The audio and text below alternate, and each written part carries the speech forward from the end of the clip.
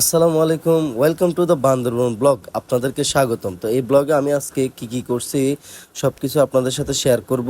ভিডিওটা যাইতান্ন কই চলে যাইয়ের বান্দরবন, কারণ বান্দরবন কিনলে যাইয়ের এটাও আনারা জানে। একজন ব্লগার কন্টেন্ট ক্রিয়েটার হইতে হইলে সব জায়গায় ঘুরতে হইব, মানুষের দেখাইতে হইব ওই জায়গার সৌন্দর্যগুলা। তো উঠে গেলাম বাসে উঠে যাই, বড় ভাইয়ের লগে একটু মজা করিয়ে সামনে দিয়ে আয়। তারপর দেখি এর মেঘদের রাস্তার লগে বাজি গেছে, আসলে না এটা হচ্ছে কুয়াশা, বুঝছেন কি সুন্দর লাগতেছে।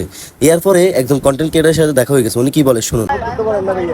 অবশ্যই যারা যারা ভাইয়ের ভিডিও দেখো, ভাইয়ের ভিডিওটা সবাই লাইক কমেন্ট শেয়ার করে দিবা, যেন ভাই ভাইরাল হয়। ভাইরাল হওয়ার অনেক শখ। তারপর আমরা সবাই জিপ গাড়ি নিয়ে উঠে গেলাম নীলাচলের উদ্দেশ্যে। আর রাস্তাটা এতটাই ভয়ঙ্কর ছিল বলার বাইরে, আমি আর নেক্সট টাইম কখনো যাব না। এই হচ্ছে নীলাচলের ভিউ। নীলাচলে আসি মানে অসাধারণ ভিউ দেখতে দেখতে আমি পাগল হয়ে গেছি অলমোস্ট। তারপর এই পাহাড়িদের কিছু সাংস্কৃতিক দেয়ালে তারা তুলে ধরছে। এইগুলা আসলে দেখতে সুরা রিয়েল লাইফের মতো লাগতেছে, কিন্তু এগুলা সবাই তাদের সাংস্কৃতিকগুলো তারা তুলে ধরছে। তারপর ওয়ার্ডল পানির উপর দিয়ে একটা বক্সের মতো মেশিন যাওয়া আসা করে না, তো ওইটাতে উঠলাম। ওটার নামটা আমি জানি না, ওই জন্য বলতে পারতেছি না। তারপর চলে গেলাম ঝুলন্ত ব্রিজে যাই। আমি ভিডিও করতেছি এই জন্য যে আমি ওই নৌকাতে উঠবো কিছুক্ষণ পর, ওই নৌকাতে আপনাদেরকে ভিডিও দেখাবো।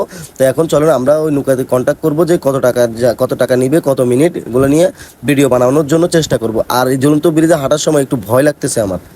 তারপর নৌকাতে চলে আসলাম। নৌকাতে আসলে এই রাইডটা খুবই এনজয়ফুল রাইড আমি মনে করি। যারা যারা বান্দরবান যাবেন অবশ্যই মেঘলা গিয়ে এই রাইডটা দিবেন। আমরা কিন্তু এটা মেঘলা থেকে দিছি।